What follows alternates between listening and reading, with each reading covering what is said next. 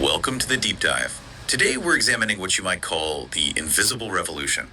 It's that psychological spark, the one required for any massive social change. It has to happen in people's minds long before anyone takes to the streets. Our mission is to really dissect that essential mental shift. And the foundational idea we're diving into today, it comes from social movement theory, is something called cognitive liberation, or CL for short. And the research here points to something really, I think, counterintuitive. It finds that people don't just join revolutionary movements because they're suffering or oppressed. They mobilize when their minds are actively liberated. Liberated from what, exactly? From hopelessness, from fatalism, that deep-seated belief that nothing can ever really change. So it's an internal awakening that takes all this passive frustration and turns it into active resistance. It's the moment the mental shackles actually break. The analysis we're looking at gives us a powerful kind of equation for it.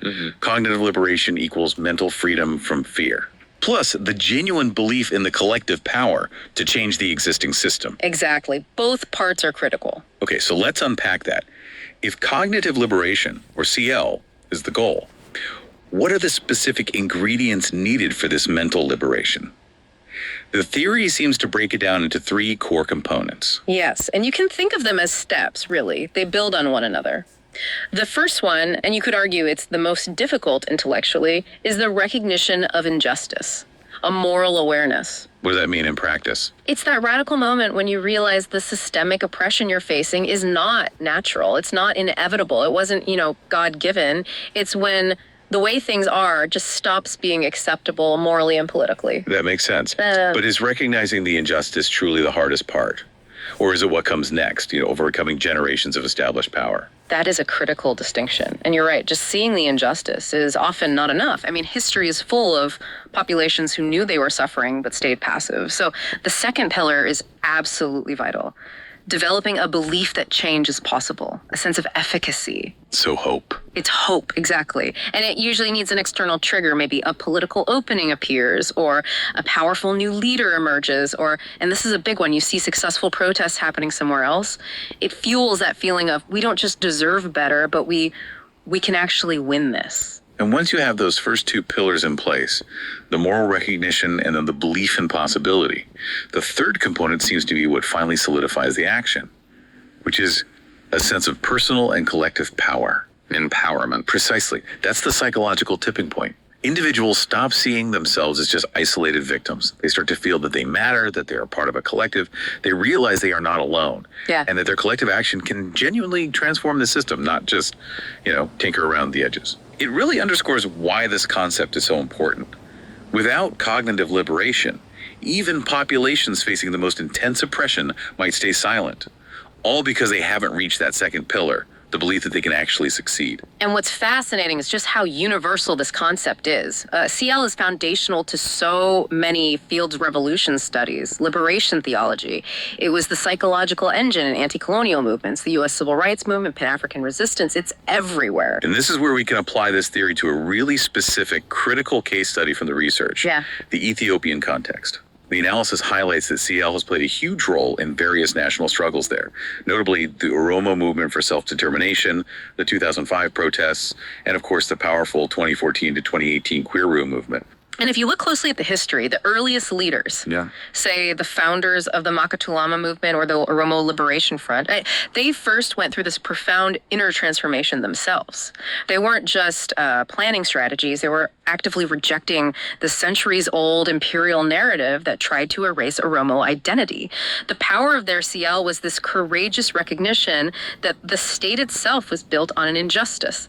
That's what fueled their belief in self-rule and dignity. So the sources suggest their revolution started internally then, that a liberated consciousness was the prerequisite for all the political organizing that came later. You can see with the queer movement, for instance. The sources show a perfect demonstration of that second component, the sense of efficacy. Young activists were watching protests elsewhere, they saw a political window open up, and they translated decades of injustice into this active, defiant belief that they could force constitutional change. A textbook example. So we've seen the power of this liberation. But the source material points out that not everyone gets there. And that brings us to this crucial psychological roadblock they call cognitive captivity. Yes. And the research here paints a very powerful, if painful, picture of the other side of this equation. Cognitive captivity is the flip side of liberation. It represents the psychological consequence of prolonged political domination. The source even describes it as a phenomenon that resembles Stockholm Syndrome, a willingness of victims to develop sympathy for, or even loyalty to, the very systems that oppress them. That raises a tough question, though. Isn't some level of submission just a rational survival mechanism in the short term? How do the sources separate that from real psychological dependency? They're quite clear on this. They differentiate survival from dependency by looking at the underlying narrative. Cognitive captivity happens when people internalize the dominant political story, believing stability only comes through submitting to centralized power. The analysis specifically points to Oromo individuals who uncritically support the current ruling Prosperity Party, despite its track record of, say, weakening federalism and repressing Oromo activists. So their loyalty isn't really based on an ideological belief in the party's platform. It's more about political fear or dependency. Exactly. They've internalized the narrative that Oromo political aspiration, the push for self-determination or real regional autonomy is inherently dangerous or destabilizing. So this fear-based loyalty makes them choose the perceived safety of centralized control over the risk of true self-rule. And the sources point to another manifestation of this. Oromo elites who align themselves with traditional power centers like Tigrayan and Amhara political blocs. They're described in the text as weddings of convenience, which is seen as seeking external validation from these historical power centers. Instead of taking the much harder step of articulating a strong, coherent, and independent Oromo vision, this lack of strategic clarity, the source argues, is a symptom of an unliberated consciousness. The leaders are trying to form partnerships from a position of psychological weakness, not strength. So if we put this all together, the source is arguing that the political disunity you see isn't just organizational, it's not tactical, it's fundamentally psychological. That's the core argument. If the collective lacks this deep, shared sense of cognitive liberation, any political identity remains kind of shallow. It's emotional and very susceptible to manipulation. So true collective agency just can't form without that structured, liberated political ideology that clearly defines the group's interests. Precisely. And the source suggests this is why there has to be a renewed focus on building that psychological infrastructure first. So what does this all mean for the future? Not just for the Oromo political space, but for any movement suffering from this kind of internal fragmentation. The source material does offer a solution to overcome this cognitive captivity. It does.